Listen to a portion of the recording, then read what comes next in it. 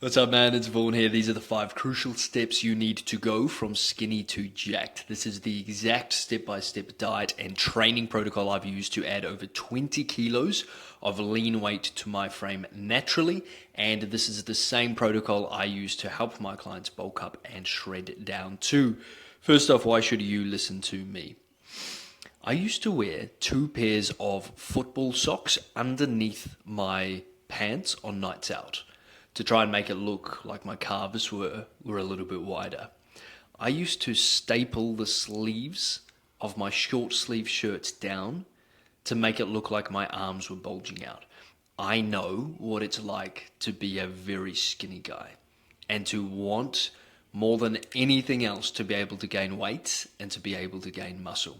So if you're insecure about the size of your legs, your chest, your arms, if you have to buy oversized clothes to look bigger, or undersized clothes to make you look bigger in those clothes, if you feel like you're eating so much but you can't gain weight, if you're sick of hearing you just need to eat more, or my own personal favorite, you're so lucky, you're so lucky, oh, you're so lucky you get to eat whatever you want as much as you want and you never gain weight. It doesn't feel very lucky to me when you're literally force feeding about to puke and then you jump on the scale the next day and it's gone down. It doesn't feel very lucky to me. Now I am a professional natural bodybuilder. I've got a hot girlfriend and this is a physique that I easily maintain all year round. There's not too many things I know in this world, but one of them is how to gain weight, how to bulk up effectively, how to build muscle. So here's my promise to you. I'm going to give you the exact step-by-step roadmap to bulking up and building muscle for skinny guys. First off, who is this for? This is for guys with bad or average genetics. This is for the skinny guys. This is for guys who can't find clothes that fit them well. You wish you were more confident. You know that you have untapped potential and that your life, your confidence would be better if you were able to gain weight, especially muscle.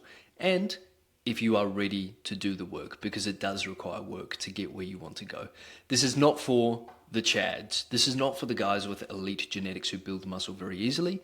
If that is you, I mean, this video is still going to help, I'm not going to lie, but it's not specifically designed for you. As part of my promise, if you head to the second link in the description, it's going to open what is called beacons, which is like where I keep all of my links to all of my things, and you can pick up my bulking guide for skinny guys completely for free. A lot of the resources I'm going to refer to in this video are in that particular guide. Here are the 5 crucial steps. It starts with belief. I used to hate my skinny guy genetics. I used to be so jealous, envious, and resentful of a lot of my friends who gained weight very easily. A lot of them gained weight and it looked like muscle without even training, without even going to the gym. I trained twice as much as any of my friends and I struggled. I still couldn't gain the weight and I definitely couldn't gain the muscle. But over time I've come to realize that our skinny boy genetics are an absolute blessing. Because once you get out the other side, once you build the muscle you want, build the physique you want, you kind of realize that all of the physiques that you looked up to anyway, they all started from skinny, you know? So depending on how old you are, these different kinds of guys will resonate with you. A lot of you guys will follow Hamza. A lot of you guys will look up to David Lade's physique. And I mean, maybe there's some questions around whether he's truly natural or not. I don't know. Joe Delaney was the guy who I really looked up to. But not many of us grew up really thinking, oh, I want to look like Big Ramy, did we? Right? None of us really grew up thinking that that was sort of our dream physique. So I want you to look at these physiques, understand that all of these guys started from skinny, and let that give you belief that you can do it too, because you're going to need belief to push through when it gets hard. The second crucial step is you need to take personal responsibility. It may not be your fault that your parents are thin and you have a low appetite, right? So you're not always hungry all of the time. You have a fast metabolism. You burn a lot of calories every single day. Your parents are naturally thin. It's not your fault that your mum perhaps cooked relatively low calorie, quite healthy food for you growing up. And so it was always quite hard to gain weight eating that type of food, right? These things are not your fault, but they are your responsibility because only you can make the change from here. And if nothing changes, nothing changes. The first thing you need to do is start tracking your nutrition.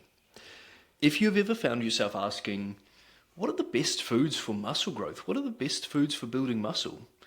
What are the best foods for fat loss? What should I eat for fat loss? Don't be offended by this, but you fundamentally, if you've asked these questions or you've wondered these things, you fundamentally do not understand nutrition. And so you need to give yourself an in-depth nutrition 101 by tracking your food intake. Now, you will hear from some corners of the internet, I guess, you don't need to track your calories. You don't need to count your calories. You just need to eat clean. And that can work. That can work for guys with good genetics, right? That works for the Chads. For us skinny guys, it's not going to work for us. It's the same as the people saying just eat more, right? If it was going to work for you, you wouldn't be watching this video right now. If you do not track your food intake, you are not taking personal responsibility for the amount of energy you are consuming, and then therefore the amount of weight you can gain. If you do not track your food intake, you are simply guessing. You're simply hoping for the best, which is becoming a victim to circumstance. So you need to track your calories. Now, in the guide, which you're going to go through my beacons to download, the Skinny Guy guide, there's going to be a calorie calculator for you. So you put in all of your details. It's going to tell you how many calories and how much protein you need to eat on a daily basis. Then you're going to download an app called MyFitnessPal. With MyFitnessPal, you just scan all of the food you're eating and you tell it the quantity of that particular food, and it will track your calories and your protein for you. Then you're going to download my weight tracker tool, which is again in my Skinny Guy Bulking Up guide. You're going to track your weight every single day. It's going to give you an average weight, and I'm going to help you calculate what you need to do with your calories based on your rate of gain. So if I give you an amount of calories and you're gaining the right amount of weight, then we stay on that amount of calories. But if I give you an amount of calories and you're losing weight, then it's going to tell you to increase your calories.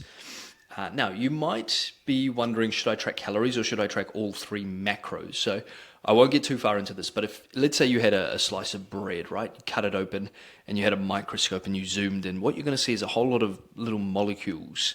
And these molecules are the macronutrients. These are nutrients your body needs in macro quantities. We won't go too deep into that, but they're the proteins, the carbs, and the fats. You will have heard of those at least. And within those molecular bonds of the macronutrients, that's where the energy is stored. And so calories are energy, essentially. Protein and carbs have 4 calories per gram, and fats have 9 calories per gram. Should you track calories or should you track all three macros? It depends whether you're a skinny guy bulking up or whether you're on the more skinny fat side bulking up. So if you're really just a straight skinny guy bulking up, like you haven't got a lot of fat on you, and more specifically, you wouldn't be too worried if the weight gain meant a little bit of fat gain, then just go calories and protein, right? Just make sure you're eating enough calories, enough protein. Your carbs and your fats, it does not matter whatsoever for you. If you're more of like a skinny fat type of physique at the moment, so Harley, for example, he wasn't really skinny fat, but because he's 6'3", he felt thin at this particular weight, and so he needed to bulk up. With him, it was more important to take a high carb approach because we want to make sure that his muscles stay as full as possible throughout the gaining phase. We want to make sure that there's enough carbohydrates fueling his training sessions, making sure that his training sessions are as effective as possible. Now, the thing you need to understand is calorie density. Think about all of those people who say, I can't lose weight, but I'm not eating much food. I can't lose weight, but I really don't eat very much. Like I eat very little, small portions. What kind of mistakes are those people making? All right, let's say they're having like a salad. Well, then they're probably slapping a whole bunch of butter or olive oil or something onto that salad, right? They're getting in a lot of calories, even if it's not a lot of food. Maybe they're not accounting for like the milk or the cream in their coffee, that kind of thing. Those people's mistakes, for us skinny guys, that's our opportunity. So look at this meal here. It's just a typical chicken and rice. You wouldn't even know that this chicken was cooked in 40 grams worth of olive oil, which is hundreds of added calories. It's beautiful as well. I mean, it makes your food delicious, right? But it looks like a typical chicken and rice. But because we've found one of these high calorie hacks, being olive oil, we've managed to sneak in a whole bunch of extra calories. So I've cooked the capsicum or the onion and the chicken in all of that olive oil. With this protein oats bowl, it looks like just a bowl of protein oats. So you've got your oats, you've got your protein powder. We've also got dark chocolate, which is a really good fat source. There's a lot of calories in dark chocolate. We've also got, you can't see, peanut butter and honey mixed into the oats.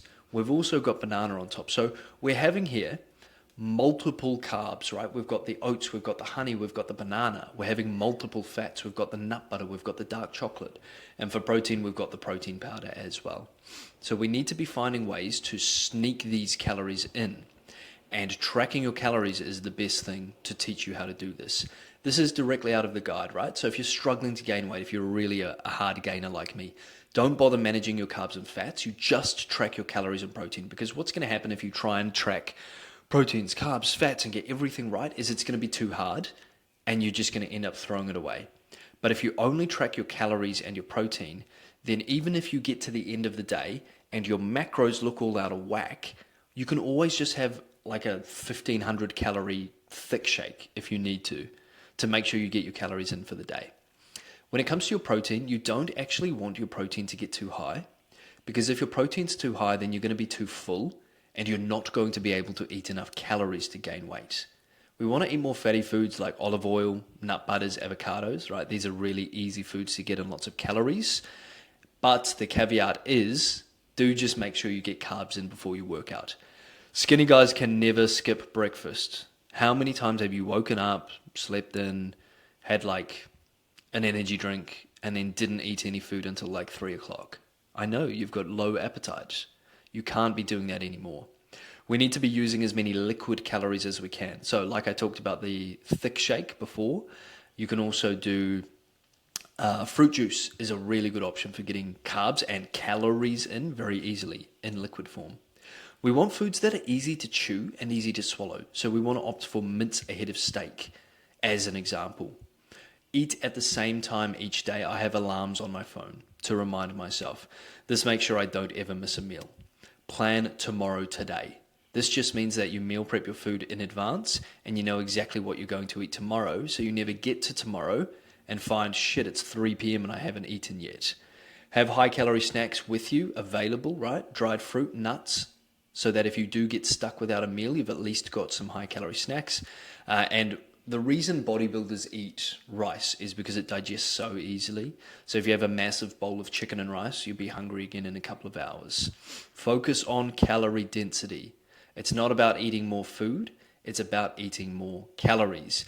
Now, back to nutrition tracking, because that'll be the thing you're hesitant towards doing. You'll think, oh, cool, okay, I'm going to start eating more nuts and more olive oil, but I'm not going to track my calories.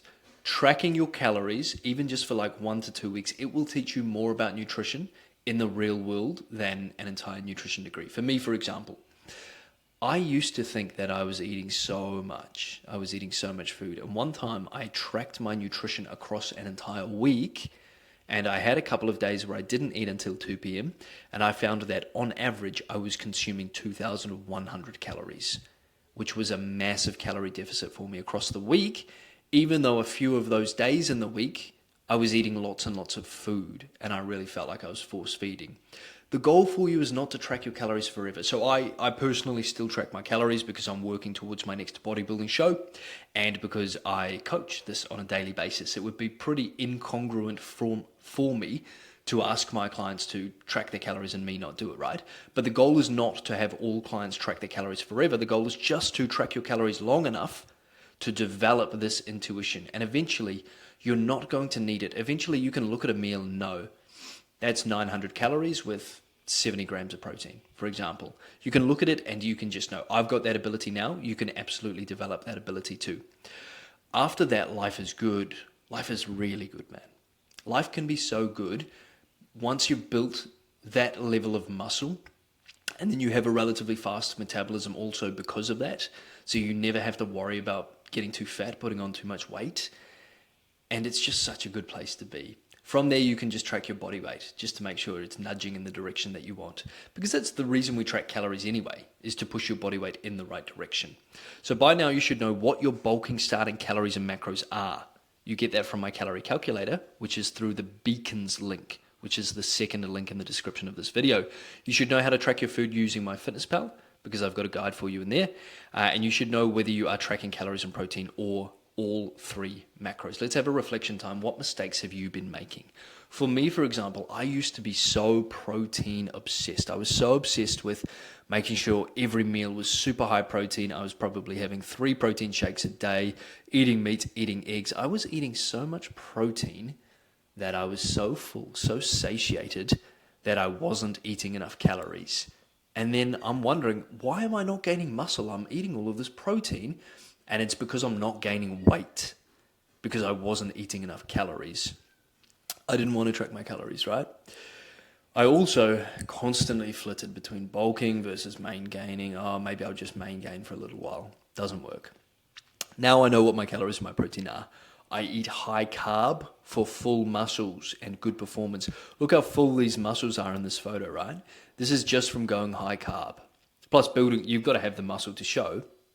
But that really fullness, that almost permanent pump, that's what you get from having a really high carb diet. And now I commit to each phase. Training, let's move on to training for muscle growth. Fuck CrossFit, hypertrophy training, muscle growth training. This is training with the right exercises, form or technique, volume, that means how many sets you do across a given week for a given muscle, and intensity to cause muscle growth. Muscle growth training does not mean breaking your muscles down so that they grow back bigger. That's a myth. It does not mean getting a pump. It does not mean feeling a burn. It does not mean doing as many drop sets, superset, giant sets as you possibly can. Here is the pyramid of importance, the hierarchy for muscle growth. Your technique, how you perform your exercises in the gym, is the number one most important thing. What's next is your effort or intensity. So this means how close are you pushing to failure? Failure is the point where you've done 5, 6, 7, 8, 9, 10 reps and it's a really heavy weight and it's your 10 rep max, for example, and you get that rep number 10 and you're grinding and you're pushing so hard, and then you go again and you try and get that 11th, but you can't get the 11th rep because it was your 10 rep max. That's failure. You failed on the 11th rep. That's a really high intensity or really high level of effort. Then volume is how many sets you do. Technique is the number one most important thing, because if you train really hard, really close to failure, but with bad technique, that's called ego lifting. So you're not really going to grow any muscle because, well, you will, but you won't grow the muscles you want. Think about that guy deadlifting with really shitty form. He's not really growing like his hamstrings, is he? He's kind of just fucking up his lower back over and over again. Effort or intensity is more important than volume up to a point. So what I mean by that is, think about the people that you see in the gym who have just been doing the same thing for years and years and years, and they look the same as they did years and years and years ago. They're in the gym, they're doing the sets, they're doing the reps, so they're doing the volume, but what are they missing? They're not training close enough to failure, are they? They're not training truly hard enough to cause a growth response.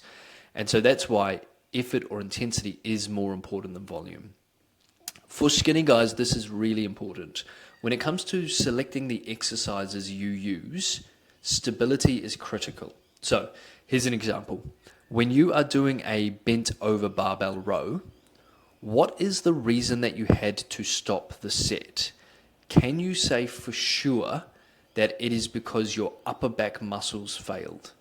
Can you say that for sure? Or is it more that you lacked the stability through your spine, through your lower back, through your core?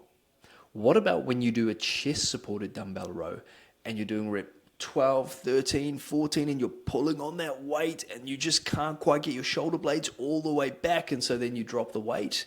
What was the reason you stopped that set?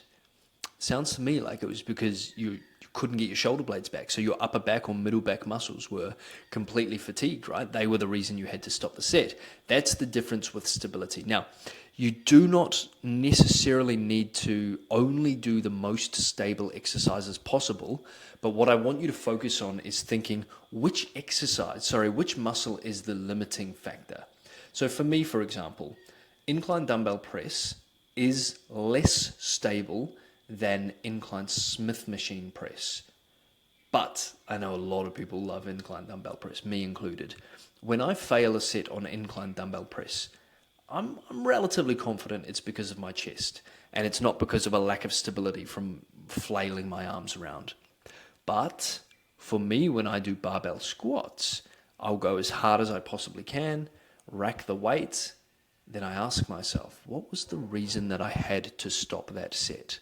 Was it really my quads? It almost never is. Usually it's because my glutes, my lower back were really just too tired and failing.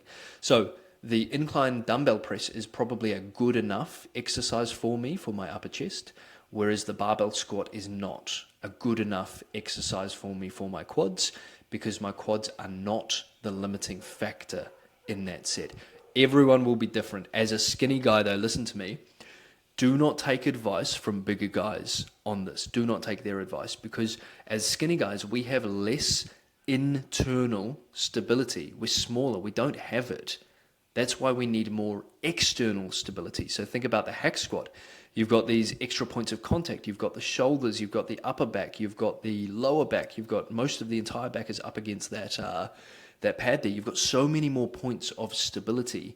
And as skinny guys, that's what we need. So we need to base more of our exercises around stable exercises, and always ask yourself, what is the limiting factor in this exercise? Technique, just don't be a spastic. I can't cover good technique for you in one video, right? Because I'd have to talk about every single exercise in the gym. Intensity. Remember when we talked about your training with your 10 rep max and you failed on that rep number 11? If you had stopped at 8 reps, that would mean you have 2 reps left in the tank, or 2 RIR, 2 reps in reserve. Reps in the tank, reps in reserve, 2 RIR. That's what that means. For us to optimally grow muscle, we need to be within, depending on who you ask, 2 to 3 reps in reserve of failure. I personally recommend just training to failure or 1 rep in reserve for almost all of your exercises and almost all of your sets. The reason is because, and don't be offended by this, but if you are a skinny guy, you're probably making this mistake. You finish a set and you think, and I ask you, how many reps did you have left? And you said, no, I couldn't do another one. You probably could have done 2 more. You probably could have, and that's normal. That's completely fine. Whenever people train with me, my clients in particular, they always say, wow, you have redefined what intensity means for me. But then when I train with my coach, I notice that he takes it to a level even above what I have been accustomed to taking it to. And then he probably has the same with his coach. So there are levels to this game. Just make sure that you're always training as close to failure as you possibly can, because that's when the mechanical tension is highest, right? So that's the point where let's say you're doing bicep curls and you're trying to curl the weight up as hard as you possibly can, but it is moving slow. So you're doing 10 reps and rep 5, 6, 7, and it's slowing down now, rep 8, and then 8's a real grind. That is called the involuntary slowing of the concentric speed, or the involuntary slowing of the squeeze phase, right? That is a sign that there is high mechanical tension, but it has to be involuntary. You can't just lift weights slow and then hope that grows muscle, right? That's time under tension, which is another bullshit thing. Doesn't matter. Mechanical tension, not time under tension, is what matters. Rep ranges. If I asked you to tell me a weight on barbell bench press that you know you would fail at for 7 reps, do you think you could find that weight for me? Like, you'd have a pretty good guess, wouldn't you? You'd get it pretty accurately. Like, you maybe would go for the 7th and then actually get it and fail on the 8th or something like that, for example. What if I told you to find a weight you could fail at for 17 reps? It's quite a bit more difficult, isn't it? So that shows you that it's much harder to estimate your proximity to failure, your RIR, in higher rep ranges. So I recommend you use the 5 to 10 rep range for almost all of your sets. The only caveat is exercises where it doesn't feel that good on your joints to do really heavy low reps, like leg extension, for example. For me, I'll still do leg extensions in like a 10 to 15 or maybe an 8 to 12 type of a rep range. But everything else, you really want to be getting in the 5 to 10 rep range to make sure that your intensity is truly where it needs to be. Because the biggest thing you probably are missing is probably not volume, is it, man? You're probably already training 3 or 4 or 5 or 6 days a week. Your technique is probably decent enough. It's probably the intensity is one of the main things you're missing when it comes to your training in the gym. Then we move on to rest times. If you're resting only 1 to 2 minutes, then you are not training with enough intensity. That's the truth. You need more rest than that, right? So you need to train harder in all of your sets and take longer rests. And if you're thinking, I don't have all that time to spend in the gym, that's okay. Do less volume. Do less sets. When you get my program, which is in the bulking guide, you'll see that we only do 2 or 3 sets for most exercises, some being 2, because we get the technique, we get the intensity, and the volume is the final layer of that pyramid. Just a little side note, if you're following like a body part split, so if you're doing like Monday chest day, Tuesday back day, Wednesday leg day, Thursday shoulder day, blah, blah, blah, blah, blah, you're probably training every muscle group once per week. What we're doing in the gym, how lifting weights grows muscle is it stimulates our muscle protein synthesis. And think about fat loss. For someone to lose fat, they just need to be in a calorie deficit, right? So it's like calories in, calories out. For us to gain muscle, we just need to be in a net protein surplus. So our muscle protein synthesis needs to be higher than our muscle protein breakdown. We stimulate muscle protein synthesis by doing these workouts, but it's only elevated for 24, 36, maybe 48 hours after a workout. And the more trained we are, so if you've been lifting weights for 2 or 3 or 4 years, it's even shorter and even less for you and for me. And so we need to be using a higher frequency of training. So think push-pull legs, think upper lower, even think full body rather than body part split. Wrapping all of this hypertrophy or muscle growth training up, we can really use this model to predict pretty accurately whether we are growing muscle. So what happens is we put a stimulus on the muscle in the gym, and then we recover by eating enough calories, getting enough sleep, eating enough protein, and having enough actual time in between each workout. And then we see an adaptation, and that adaptation is muscle growth. The thing is though, we're not going to visually see muscle growth from like one day to the next. So we can track this using progressive overload, because a bigger muscle, yes, a bigger muscle is a stronger muscle. And so if we're getting stronger every single week, then we can say pretty reliably that we are putting enough of a stimulus on in the gym and we're doing enough recovery to see an adaptation. Now, it's true that when you first start a new exercise and you get stronger for the first 3, 4, 5 weeks, that's mostly what is called neurological adaptation. So that's your brain getting better at recruiting the right muscle fibers to perform that job.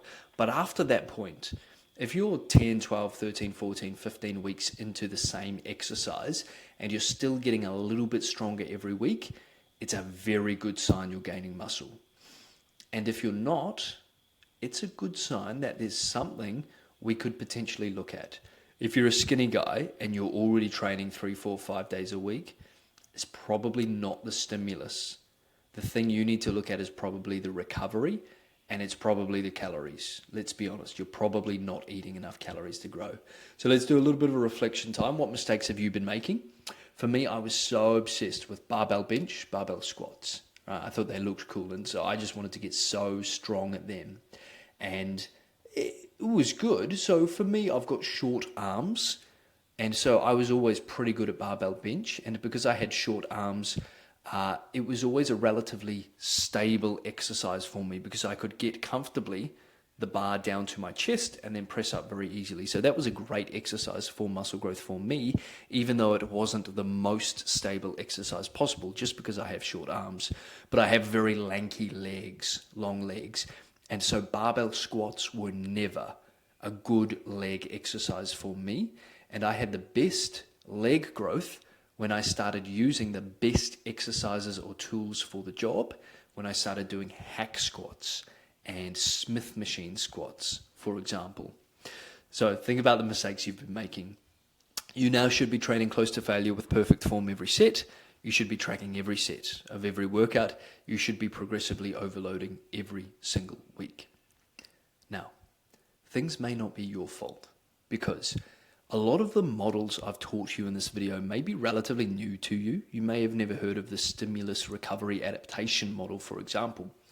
You may have been told things like you need to squat to get bigger legs. Typically, it's the Chads telling you that, right? So it's not your fault that this is the narrative or the message that the fitness industry has put on you, because most elite personal trainers, like, they're just guys with great genetics, right? That's the truth of the matter. And so then they tend to be the most authoritative, even if maybe they shouldn't be. Things may not be your fault, but they are now your responsibility. Do you need help with this? Because this is what I do every single day. I help guys build muscle and lose fat too. I just added a screenshot I wanted to show you. This is from my own personal MyFitnessPal. I'm now on day 259 of my streak of tracking. So I just wanted to show you I practice what I preach. If you're a male between the ages of 25 and 35, if you're insecure about the size of your legs, your chest, your arms, if you're not comfortable when you take off your clothes, if you are lost when it comes to your diet, to your workouts, if you feel like you take one step forward and then one or even two steps back, but you know you have the potential to be a lot more than you currently are, then you're the perfect fit for my coaching program. You're the exact type of person I would help. So if you do want to talk about joining my coaching program, simply fill out the first link in the description. Otherwise, download the bulking guide for skinny guys, and I hope that helps. Any questions, drop a comment, and I'll get around to answering.